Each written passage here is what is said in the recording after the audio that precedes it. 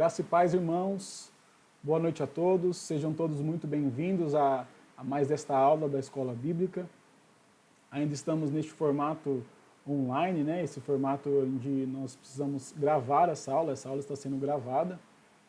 Que nós estamos ainda obedecendo às restrições impostas pelo governo aí como uma tentativa de diminuir a porcentagem dos leitos da UTI, dos casos de pessoas com Covid-19. Esse momento tão difícil para nós ainda, em que nós como igreja temos que continuar em oração, crendo que o Senhor está no controle de todas as coisas e que logo, muito em breve, esse momento vai passar. Em particular, para mim, é um pouco desconfortável estar à frente da câmera gravando, porque eu sou bastante tímido, ao contrário do que muitas pessoas me dizem. Mas eu acredito que essa foi a ferramenta que o Senhor permitiu, então, que nós estivéssemos usando, né, para dar continuidade tanto às nossas aulas da Escola Bíblica, assim como os nossos cultos, até que esse momento de restrição termine. Eu prefiro preferia estar com os irmãos na igreja, presencialmente, tendo essa interação durante essa aula. Mas amém. Vamos lá, eu vou pedir para que o Espírito Santo me use e eu tente deixar a timidez de lado. Então nós vamos dar início hoje à nossa lição de número 4, a encarnação de Cristo. Na semana passada nós terminamos a lição de número 3 com o Diego, onde ele falava do mundo do Messias.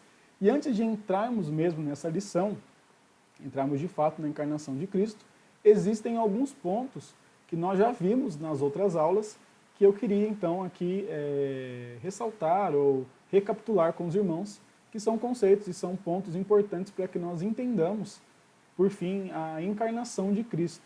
Então, lá na primeira aula, na lição de número 1, o pastor falava sobre a pré-existência de Cristo, e aí, enxugando muito mesmo a aula do pastor, nós podemos tirar, então, a conclusão de que Cristo sempre existiu. E para nós entendermos a encarnação de Cristo, ou o nascimento de Jesus, nós precisamos ter isso na nossa mente como certeza. Cristo sempre existiu. E aí, partindo para a lição de número 2, entre outros pontos, o ponto tratado nesta lição, né, o prometido de Israel, foi sobre o plano de redenção da humanidade. Deus prometeu enviar-nos um redentor humanamente divino. Cristo veio ao mundo como enviado por Deus.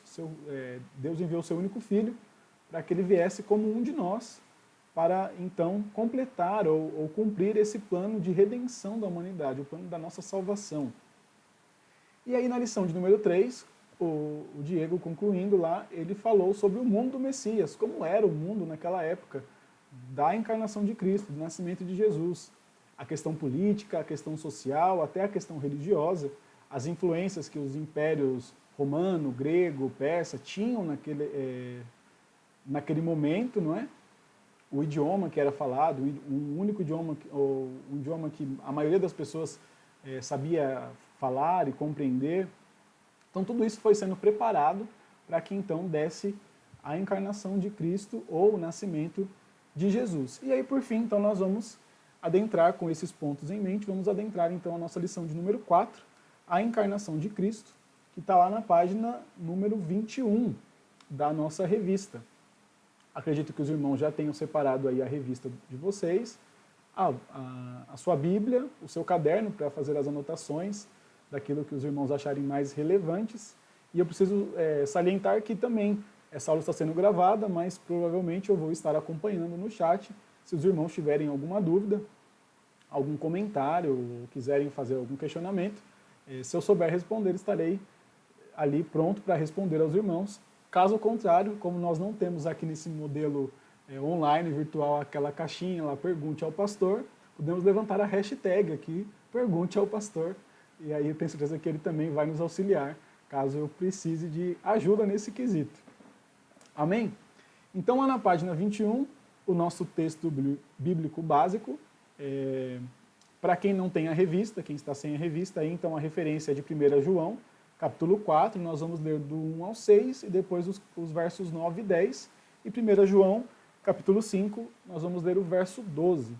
mas também, para ajudar os irmãos, eu vou deixar aqui na tela. Deixa eu colocar aqui na tela. Aí. Então vamos ler todos juntos aí, de uma forma ou de outra. Os irmãos têm como acompanhar o nosso texto bíblico básico. Então, sem mais delongas, 1 João 4:1 diz assim: Amados, não creiais em todo espírito, mas provai se os espíritos são de Deus, porque já muitos falsos profetas se têm levantado no mundo. Nisto conhecereis o Espírito de Deus. Todo espírito que confessa que Jesus Cristo veio em carne é de Deus. E todo espírito que não confessa que Jesus Cristo veio em carne não é de Deus. Mas este é o espírito do anticristo, do qual já ouvistes que há de vir, e eis que já está no mundo. Filhinhos, sois de Deus, e já os tendes vencido, porque maior é o que está em vós do que o que está no mundo. Do mundo são, por isso falam do mundo, e o mundo os ouve. Nós somos de Deus. Aquele que conhece a Deus, ouve-nos. Aquele que não é de Deus, não nos ouve. Nisto conhecemos nós o espírito da verdade e o espírito do erro.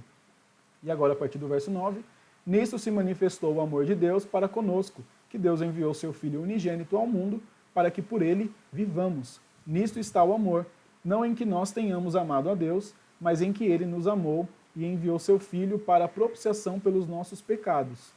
E aí em 1 João 5,12, quem tem o Filho tem a vida, quem não tem o Filho de Deus não tem a vida. Amém? Então, nesse texto bíblico básico, que vai servir para nós, como o nome diz aí, como base para a nossa lição de hoje, nós temos essa evidência de que Cristo veio ao mundo como homem, então, obedecendo aquilo que o Deus Pai lhe pedira, então ele veio ao mundo como homem, como carne. E aí nós vemos nos versos 9 e 10 a razão para que isso tivesse acontecido, o motivo principal desse... Existem alguns motivos que nós vamos ver no terceiro tópico dessa aula, dessa lição, mas ele veio para que por ele nós vivamos. Mas vivamos como? Vivamos a vida eterna que ele conquistou para nós. E ele veio também para a propiciação, ou o perdão de Deus pelos nossos pecados. E aí nós vamos comentar isso mais para frente. Esse texto bíblico, como eu disse, vai servir de base para alguns tópicos da nossa aula. E aí, virando a página de vocês, temos o nosso texto áureo, que eu também vou colocar aqui na tela para os irmãos.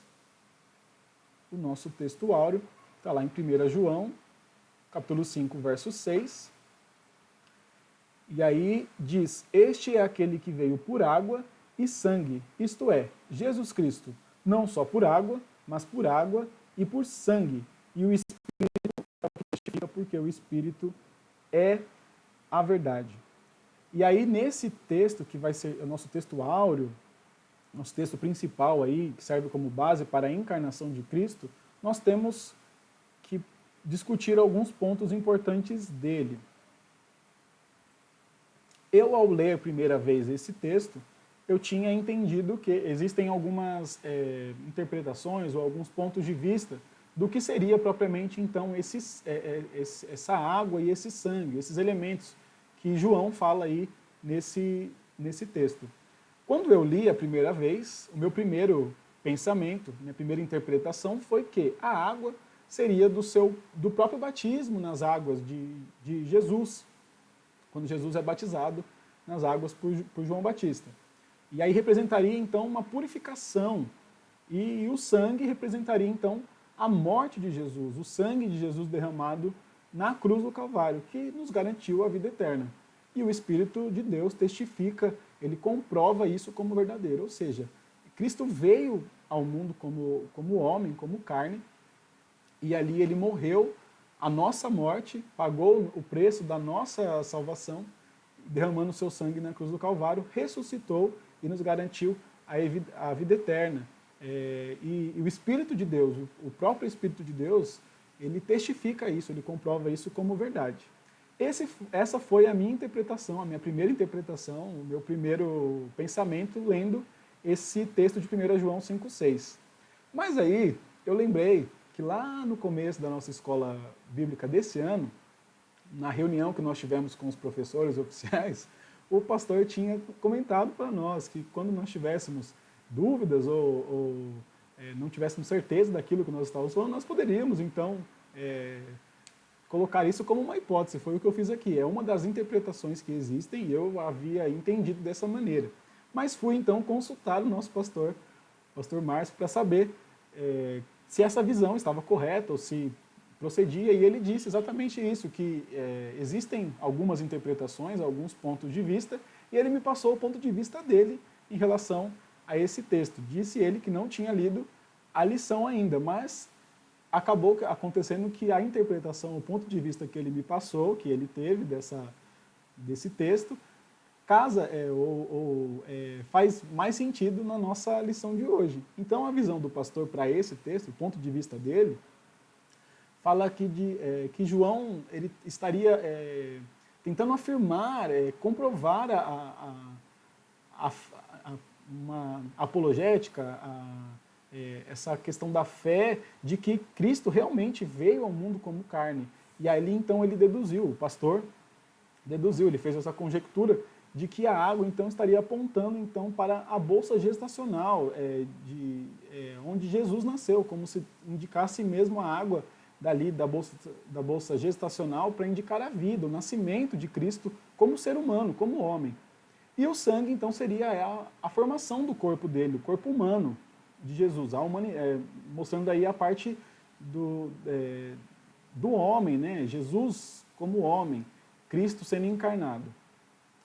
Porém, nessas duas interpretações, e se os irmãos conhecerem mais alguma aí, que à luz da Bíblia, à luz da palavra, nós podemos concluir então que João queria defender que Cristo encarnou mesmo, ele se fez carne, de uma forma ou de outra, uma interpretação ou outra.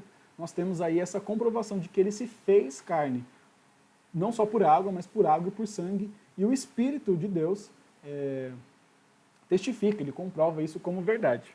Existem também outras interpretações desse mesmo texto de 1 João 5,6, que são heréticas, que nós veremos aqui nessa aula, inclusive, num ponto sobre as doutrinas, os ensinos contraditórios à doutrina da encarnação, e que eles usam isso para refutar essa doutrina da encarnação, esse ensino de que Cristo encarnou. Eles usam isso para ser contrário à ideia de que Cristo se fez homem. Nós vamos ver isso mais para frente. Mas aí foi um pouco complexo agora para entender esse texto áureo, mas de uma forma ou de outra, uma interpretação ou outra, João queria comprovar, defender essa ideia de que Cristo veio como carne, veio como homem ao mundo, e assim como nós, como todos os seres humanos, ele sentiu dores, sentiu tentações, sentiu fome, sentiu sede, ele era um humano como todos nós.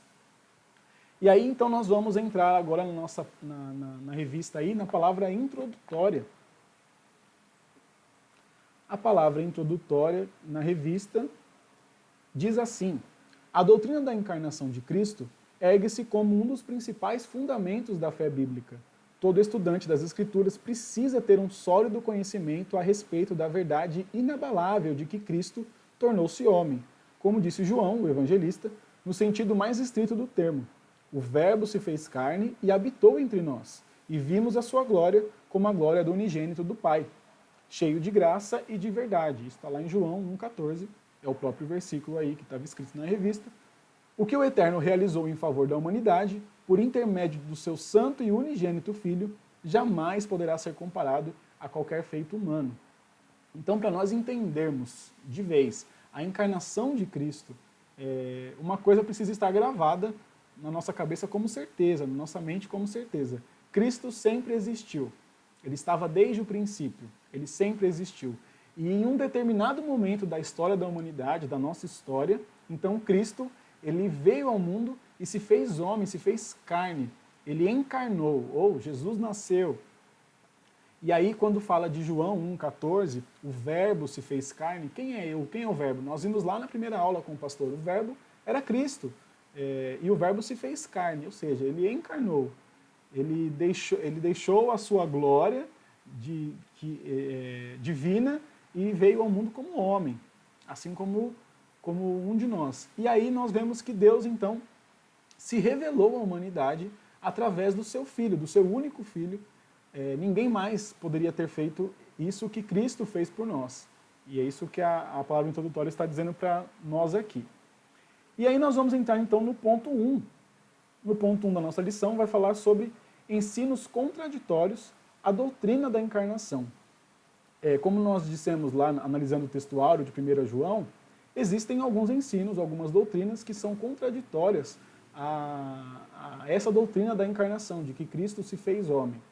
Nós vamos ver nesta lição apenas duas que são as principais, contrárias à encarnação de Cristo. Porém, na lição de número 5, que é a próxima lição que nós vamos estudar, nós vamos ter um ponto da lição lá que vai falar sobre esses ensinos contraditórios à humanidade de Cristo.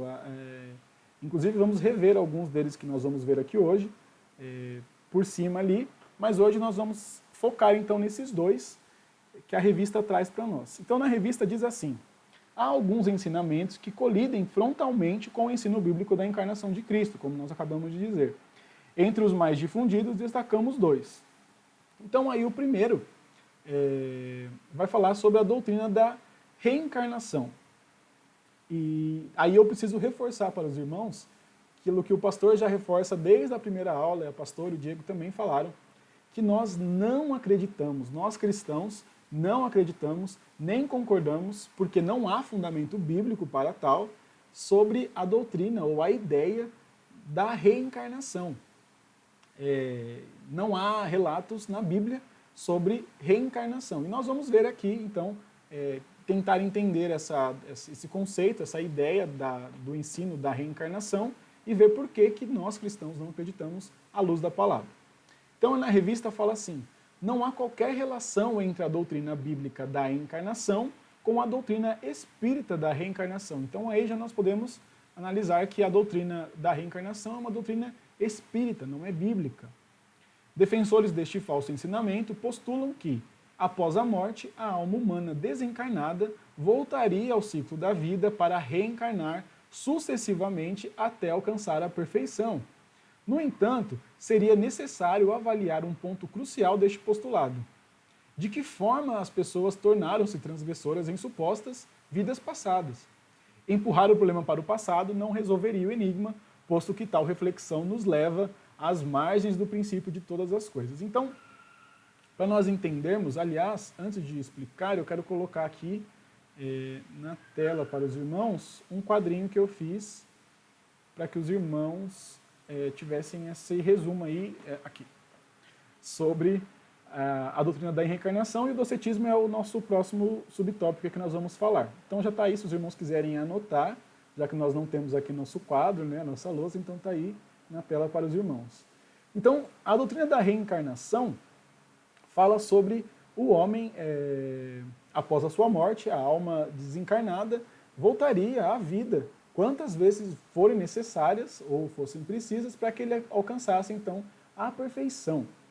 Mas nós podemos ter por experiência, vemos aí na nossa sociedade, que a sociedade atual está longe de alcançar essa perfeição falada nessa doutrina, nesse ensino aí.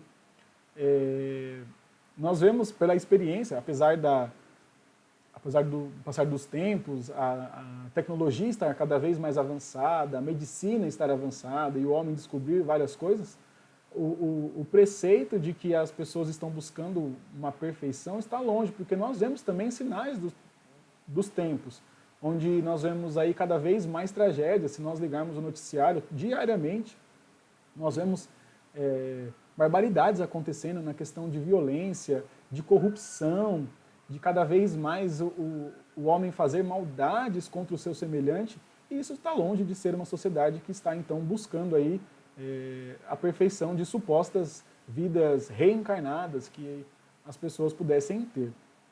Aqui na minha revista, a revista do professor, tem um quadro em destaque aqui que fala que a humanidade está em desagregação, está em declínio, e isso é uma verdade. Então, por si só, o conceito da doutrina da reencarnação já não daria certo, já é uma furada, porque então a sociedade está longe de alcançar essa perfeição. E nós, cristãos, podemos melhorar e estarmos cada vez mais próximos de sermos pessoas boas através da palavra, através de conhecer a palavra, de estarmos mais ligados a Deus, mas isso não faz sentido de nenhuma maneira, essa doutrina da reencarnação não faz sentido de nenhuma maneira. Mas para não ficarmos só no conceito da própria doutrina, então nós temos aí na revista, além disso, a Bíblia afirma que aos homens está ordenado morrerem uma vez, vindo depois disso o juízo. Está lá em Hebreus 9:27 que diz exatamente isso. E como aos homens está ordenado morrerem uma vez, vindo depois disso o juízo. Então aí, só pela palavra, nós já também acabaríamos de vez com essa doutrina, esse ensino contraditório da reencarnação, porque aos homens só é ordenado morrerem uma vez, aguardando depois o juízo, o momento em que nós vamos ser julgados pelas nossas atitudes aqui. Se não fosse assim, seria muito fácil. As pessoas, sabendo que teriam uma nova chance, supostas vidas reencarnadas, então elas iriam levar a vida delas como elas quisessem, pensando que talvez poderiam então corrigir os erros ou melhorar, ser alguém melhor na próxima vida, coisa que nós vimos aí que não existe. Então acho que a doutrina da reencarnação ficou clara, né? Esse conceito aí da doutrina da reencarnação contraditório àquilo que a palavra nos ensina, que então é a doutrina da encarnação, onde Cristo encarnou. Então o próximo tópico aí, o 1.2, vai falar sobre o docetismo, que é uma palavra muito feia, docetismo. Vamos entender o que é, na revista aí tem uma explicação. Docetismo é uma palavra de origem grega, dokeo. Eu não sei pronunciar grego, viu, irmãos? Inclusive eu pus no Google lá para ver se ele dava a pronúncia, não deu certo. Então depois eu sugiro até que se nós pudermos pedir ao pastor que ele mande um áudio depois no grupo, nos grupos da igreja aí, com a pronúncia correta, porque eu não sei como é que pronuncia. Mas para a nossa aula, nossa lição de hoje, o importante é nós sabermos que a palavra aí é de origem grega, dokeo, e significa parecer. Mas é um parecer de mostrar, de um pensamento, de ser considerado, de dar um parecer. É mais ou menos nessa linha de raciocínio. Trata-se de uma corrente gnóstica que surgiu no segundo século a partir da visão platônica de mundo. Seus defensores afirmam que tudo se dividia em matéria e espírito e negavam a realidade do corpo humano de Jesus. Consequentemente, negavam então a sua encarnação, por conseguinte, negavam sua morte física, sua ressurreição, assim como a relação de Pai, Deus, e Filho, Jesus, apresentada nos Evangelhos.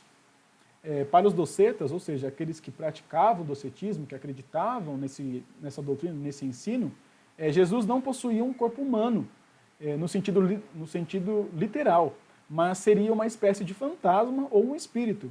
Este ensino foi combatido e declarado herético pela igreja primitiva e pelos pais da igreja, segundo as escrituras, Jesus nasceu e padeceu em carne. Está lá em 1 Pedro 4:1. Então vamos lá. O docetismo, nos dois primeiros séculos da igreja primitiva, ele era um ensino contraditório, a palavra, mas que estava infiltrado dentro da igreja, dentro dos cristãos ali. Então ele ainda não era considerado como uma seita. Seitas são linhas filosóficas, religiosas, que contradizem ao sistema ou aquilo que se acredita imputado como a maioria acredita, não é? E aí então, no nosso caso, as seitas, elas são contraditórias a tudo aquilo que a palavra de Deus nos mostra e nos revela. E esse docetismo, então, ele era uma corrente filosófico-religiosa da época, uma seita que ainda não era descoberta, não era considerada como uma seita, que estava infiltrada então na igreja primitiva, nesses dois primeiros séculos. E aí, vamos lá novamente ler o nosso texto áureo de 1 João 5,6. Esse texto está ficando polêmico pelas interpretações que são possíveis. E aí, lembra que eu falei que algumas interpretações são heréticas? E nesse caso, eles usam este texto lá de 1 João 5,6, que este é aquele que veio por água e sangue, isto é, Jesus Cristo, não só por água, mas por água e por sangue. E o Espírito é o que testifica, porque o Espírito é a verdade. Usavam-se, então, esses elementos, a água e o sangue, quando o soldado, Jesus já crucificado, já entregou o seu espírito, o soldado então perfura o lado de Jesus e ali sai água e sangue. Então eles usam isso para provar que Jesus não era então realmente humano. Não havia uma explicação clínica para que saísse água e sangue do lado rasgado, do lado furado de Jesus. Então eles usam para como base para interpretar de que Jesus, então, ele não é, ele apenas parecia humano, porém, ele não era e não possuía de fato um corpo material. E isso impossibilitaria, então, a sua morte, morrer de verdade como um ser humano, e por consequência, a sua ressurreição e a salvação, o plano de redenção. Eles acreditavam, então, e tem uma outra linha de raciocínio dentro do docetismo, onde eles acreditavam que o Espírito de Deus veio realmente sobre Jesus somente a partir do seu batismo. E aí nós sabemos, à luz da palavra, e vamos ver isso mais para frente novamente, que o Espírito de Deus, Jesus e o Deus Pai são um só. Então o Espírito já estava com Cristo desde sempre. Mas aqui nessa linha de pensamento contrária à doutrina da encarnação, então eles acreditavam que o Espírito de Deus veio sobre Jesus somente a partir do seu batismo, permanecendo durante então o seu ministério terreno aqui e abandonando Jesus momentos antes da sua crucificação, que também é uma linha de raciocínio herética. Então, o docetismo nós vemos aí também que é uma linha completamente contrária ao ensino da doutrina da encarnação, aquilo que nós aprendemos segundo a palavra de Deus. Então, acho que aí nós temos essas duas doutrinas, espero que tenha ficado claro. Se não ficou, reforço, pode perguntar aqui, nós vamos tentar esclarecer se os irmãos ficaram com alguma dúvida, mas aí nesse quadrinho é o resumo com essa explicação dessas duas doutrinas aí, desses dois ensinos contraditórios à doutrina da encarnação. Amém? Na revista, nós temos aí um texto em destaque, em azul, que diz assim: uma das mais destacadas doutrinas do Evangelho de João é justamente a encarnação de Cristo. Ela foi real. Jesus foi um homem com todas as implicações da humanidade. Ele sentiu fome, sede, sentiu as tristezas humanas e morreu de forma vil. Tudo isso seria impossível caso fossem verdadeiras as doutrinas reencarnacionistas e gnósticas.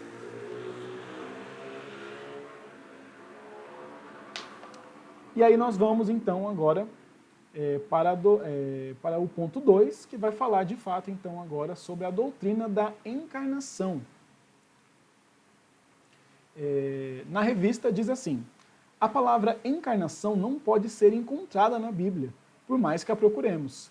Entretanto, esta doutrina ocupa lugar significativo nas Escrituras, pois afirma a realidade de Deus ter enviado seu único Filho ao mundo para nascer e viver como homem, e, no epílogo de sua existência terrena, morrer na cruz. Tal fato, portanto, prefigura o sacrifício perfeito para a redenção da humanidade. Então aqui a doutrina da encarnação, apesar da palavra encarnação não ser encontrada nas Escrituras, a doutrina, o ensino, nós temos várias referências que comprovam que Cristo veio ao mundo e se fez carne, se fez homem. Inclusive, a revista traz aqui algumas referências, João 3,16, que acredito que os irmãos saibam aí de cor, porque Deus amou o mundo de tal maneira que deu seu Filho unigênito para que todo aquele que nele crer não pereça, mas tenha a vida eterna. E aí a segunda referência, então, é Romanos 5,8. Vou esperar os irmãos abrirem a Bíblia de vocês em Romanos 5, verso 8. Não é café, viu, irmãos? Igual o irmão Diego, é água. Mas fiquem na vontade do café. Para a próxima aula, quem sabe, tenha o meu café aqui. Então, aí, voltando na lição, Romanos 5,8, diz assim: mas Deus prova o seu amor para conosco em que Cristo morreu por nós, sendo nós ainda pecadores. Então, nós vemos aí um motivo para a encarnação de Cristo. Deus provou o seu amor para com a humanidade, apesar do pecado ter separado o homem de Deus, mas Deus continuou amando incondicionalmente a sua criação, o ser humano. E ele prova o seu amor, então, quando ele envia Jesus para morrer no nosso lugar, o seu único filho para morrer no nosso lugar, quando nós ainda éramos pecadores. E a última referência que a revista traz é 1 João 4, 9 e 10, que está lá no nosso texto bíblico básico, que nós lemos. 1 João 4, os versos 9 e 10, que diz: Nisto se manifestou o amor de Deus para conosco, que Deus enviou seu Filho unigênito ao mundo para que por ele vivamos. Nisto está o amor, não em que nós tenhamos amado a Deus, mas em que ele nos amou e enviou seu Filho para a propiciação pelos nossos pecados. Amém? Então nós vamos aí agora partir para o subtópico 2.1, que aí é a primeira parte do versículo de João 1,14, que vai falar sobre o Verbo se fez carne e habitou entre nós, cheio de graça e de verdade. Na revista diz assim: a segunda pessoa da Trindade, portanto, o Verbo de Deus, autolimitou-se, assumindo a natureza humana, com todas as fraquezas e paixões impostas a tal condição. E aí nós temos duas referências, de João 1,14, que é o próprio título do tópico, o Verbo se fez carne e habitou entre nós, cheio de graça e de verdade, e temos também Romanos 8,3. Então, vai na sua Bíblia, já estava em Romanos 5,8, vai um pouquinho mais para frente, em Romanos, capítulo 8, verso 3, vamos ler juntos. Romanos 8,3, que diz assim: porque aquilo que a lei fora incapaz de fazer por estar enfraquecida pela carne, Deus o fez, enviando o seu próprio Filho, à semelhança do homem pecador, como oferta pelo pecado, e assim condenou o pecado na carne. Então, nós vemos nesse texto de Romanos 8,3, que aquilo que a lei era incapaz, não teve capacidade de fazer, Deus fez, enviando o seu próprio Filho, à semelhança do homem pecador, ou seja, ele veio como homem, ele veio como carne, e como oferta pelo pecado, pelo nosso pecado. E assim ele condenou o pecado na carne. Seguindo na revista aí, no Antigo Testamento, o tabernáculo era o lugar onde a presença de Deus manifestava-se. E aí a revista traz as referências de Êxodo 25, capítulo 25, versos 8 e 9, e capítulo 40, verso 34. Nós não vamos ler, é só para nós ilustrarmos aqui a parte do tabernáculo no Antigo Testamento. No 25, 8 e 9 é onde Deus ordena a Moisés para as dimensões, o material que se deveria ser feito o tabernáculo, as medidas, os utensílios e tudo mais. E no 40, 34, fala sobre quando a nuvem do Senhor vinha sobre a tenda do encontro. A palavra tenda ou tabernáculo, em algumas traduções, e pairava ali, e ali fala que só o sumo sacerdote tinha acesso, nem Moisés poderia adentrar enquanto a presença de Deus estivesse ali. E aí a revista fala, a palavra habitou, utilizada em João 1,14, que é o que nós lemos, o Verbo se fez carne e habitou entre nós, é de origem grega, também mais uma palavra em grego que eu não sei pronunciar, skenoo, sekenoo, não sei de verdade, mas o importante é o significado. Ela significa tabernaculou. Significa exatamente isso, tenda, tabernáculo. E aí, então, portanto, a partir da encarnação de Cristo, a presença do Altíssimo tornou-se real e visível ao mundo, pois o Eterno fez-se um de nós. Então, lá em João 1,14, quando o Verbo se fez carne e habitou entre nós, no grego, a palavra que ele utiliza para habitou, na nossa tradução, na verdade é uma palavra que significaria tabernáculo. Então, ficaria como se tabernáculo tivesse virado o verbo de ação conjugado, tabernaculou, ou tendou, não sei como é que ficaria conjugado isso. O que ele quer dizer com isso? Vamos continuar lendo na revista e eu já vou explicar. Vários escritores do Novo Testamento adotaram a terminologia tabernáculo em seus escritos. Talvez a interpretação cristã mais detalhada do tabernáculo encontre-se na carta aos Hebreus. O escritor dessa epístola refere-se ao tabernáculo terreno como exemplar e sombra das coisas celestiais, Hebreus 8,5. Ou seja, era um exemplo, era sombra, era como se tivesse uma cópia daquilo que era o tabernáculo, ou aquilo que das coisas celestiais, das coisas do reino de Deus. Depois ele comunica que as mobílias e os rituais do tabernáculo terreno refletiam o fato de que ainda o caminho do santuário, ou seja, a presença real de Deus, o caminho para a presença de Deus, onde havia ali o véu, onde acabei de falar, onde somente o sumo sacerdote poderia entrar com restrição ali, não era a todo momento, e tinha essa restrição, não era algo que era acessível a todos. Então, ele faz esse comparativo com a presença de Deus, a presença real de Deus não era acessível a todos. Não estava descoberto, Hebreus 9:8. No entanto, Cristo surgiu como sumo sacerdote, por seu próprio sangue entrou uma vez no santuário, não somente para a eterna redenção, redenção de quem? A nossa redenção, mas também para purificar a nossa consciência das obras mortas e capacitar-nos a servir ao Deus vivo. Está lá em Hebreus 9, do 11 ao 14. Abra sua Bíblia aí em Hebreus 9, 11 ao 14. Nós vamos comentar esse tópico e vamos ler também essa referência que vai ficar um pouco mais clara. Então, Hebreus, capítulo 9, os versos 11, 12, 13 e 14 dizem assim: quando Cristo veio como sumo sacerdote dos benefícios agora presentes, ele adentrou o maior e mais perfeito tabernáculo, não feito pelo homem, isto é, não pertencente a esta criação. Não por meio de sangue de bodes e novilhos, mas pelo seu próprio sangue. Ele entrou no Santo dos Santos uma vez por todas e obteve eterna redenção. Vamos parar aqui só para a gente analisar esses dois versículos. Então, o autor de Hebreus ele estava comparando Cristo como sumo sacerdote, ou seja, ele tinha acesso à sala do trono, à tenda do encontro, à presença real de Deus, e ele entra, e pelo seu próprio sangue, como nós vimos aí no 12, não por meio de sangue de bodes e novilhos, mas pelo seu próprio sangue. Então, no Antigo Testamento, as ofertas que eram feitas no tabernáculo para propiciação ou para a remissão dos pecados, oferecia-se então animais imaculados, puros, e derramava-se ali o sangue daqueles animais para perdão dos pecados, de uma forma bem superficial, onde as pessoas não tinham nem acesso então à presença real de Deus, não tinham esse acesso à sala do tabernáculo onde habitava a presença de Deus. E aí, continuando no versículo 13, ora, se o sangue de bodes e touros e as cinzas de uma novilha espalhadas sobre os que estão cerimonialmente impuros os santificam de forma que se tornam exteriormente puros, quanto mais então o sangue de Cristo, que pelo Espírito Eterno se ofereceu de forma imaculada a Deus, purificará a nossa consciência de atos que levam à morte, de modo que sirvamos ao Deus vivo.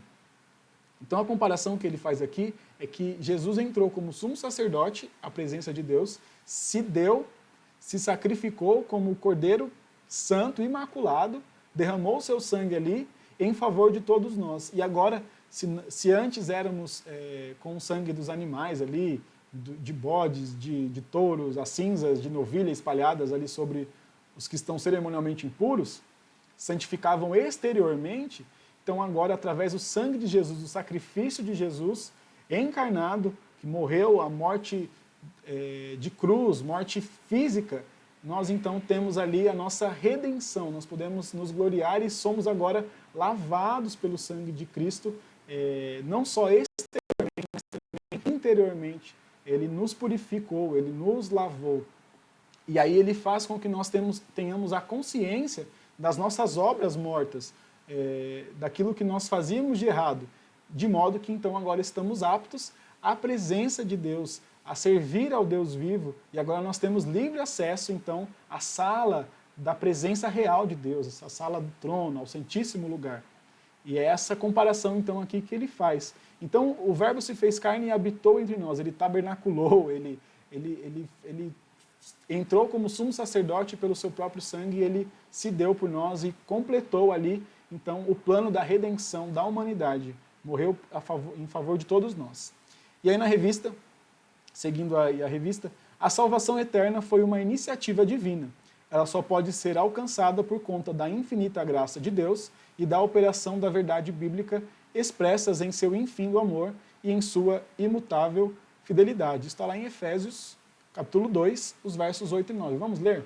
Efésios, capítulo 2, versos 8 e 9.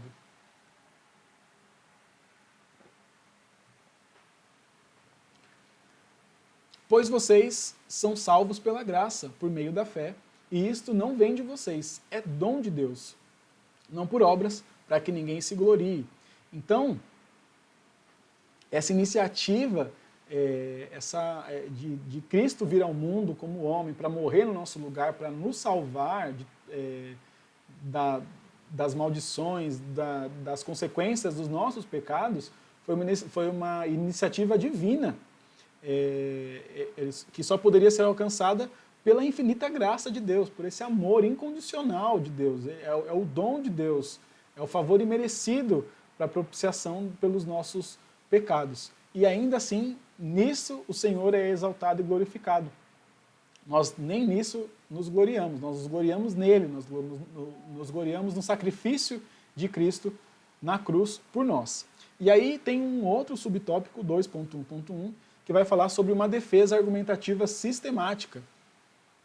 A revista diz assim, o texto de João 1,14 é uma apologética cristã, ou seja, João faz a defesa da fé desse ensino cristão eficaz contra qualquer ensino gnóstico, ou ensino... Nós vamos falar sobre gnosticismo também na próxima aula, na lição de número 5, vamos entender o que é, mas o conceito de gnosticismo falava sobre algo místico, filosofias religiosas, místicas, com esoterismo, enfim, nós vamos estudar isso para a próxima aula, não quero adentrar a aula de outro professor, mas qualquer conceito contraditório à doutrina da palavra de Deus, a doutrina da encarnação de Cristo, então o texto de João 1,14 faz essa defesa da fé, comprovando mesmo ali então que Cristo veio ao mundo como carne, e apesar disso ele era 100% homem, mas também ele era 100% Deus. Também assunto para as próximas aulas, a lição 5 e 6 vai falar exatamente sobre a humanidade de Cristo e sobre a divindade de Cristo. Também não vamos adentrar nisso, mas só para nós termos essa convicção de que esse texto de João 1,14 faz essa defesa da doutrina da encarnação.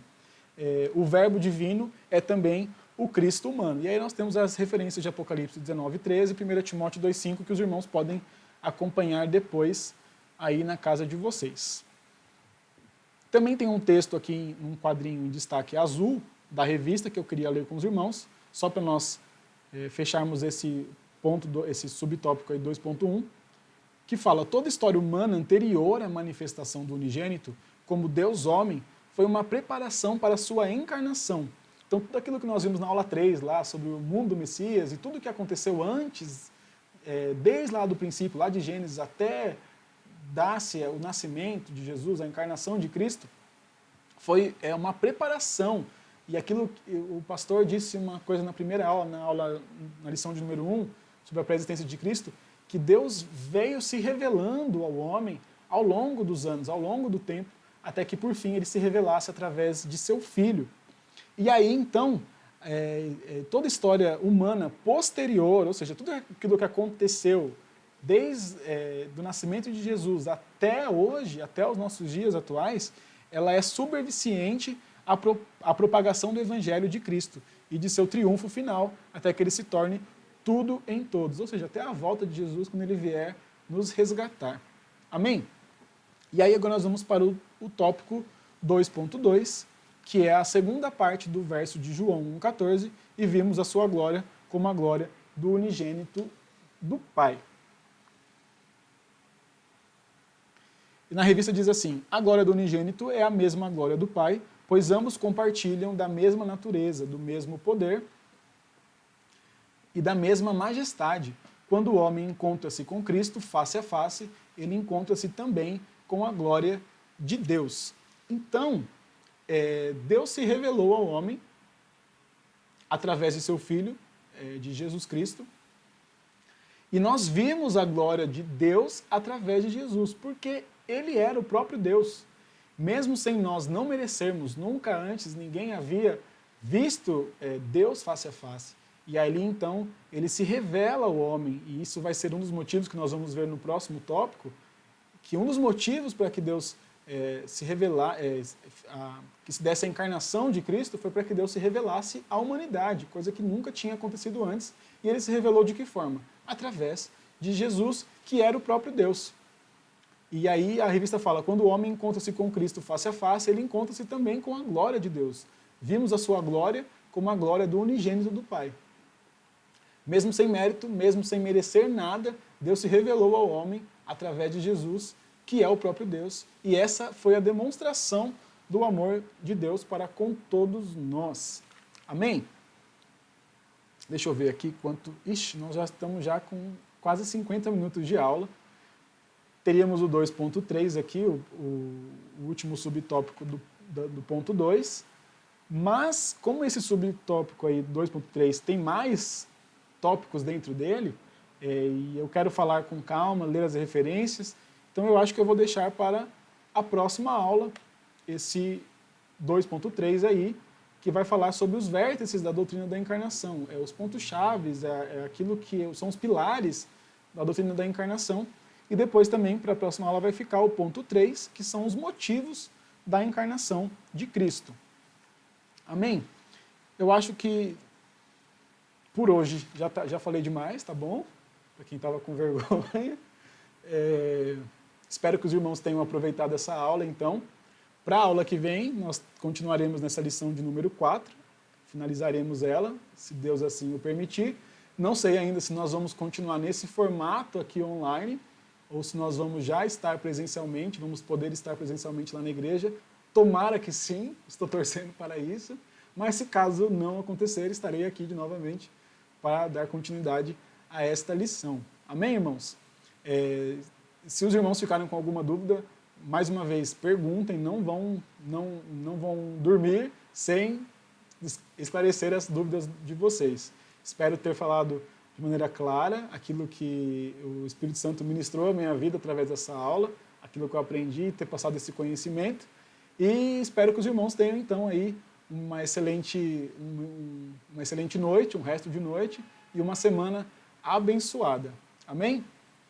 Então, para a próxima aula, não esquecendo que ainda nós temos aí na quinta-feira, às 20 horas, nosso culto de oração, e domingo, às 9 horas da manhã, nosso culto da família, também ainda nesse formato online aqui, através das nossas redes sociais. Nos acompanhem, continuem orando para que em breve nós possamos estar juntos. Amém, irmãos? Muito obrigado pela oportunidade, obrigado por estar comigo até agora e ouvindo o que eu tinha para falar, e que o Senhor abençoe a vida de vocês. Amém? Até mais, fiquem com Deus.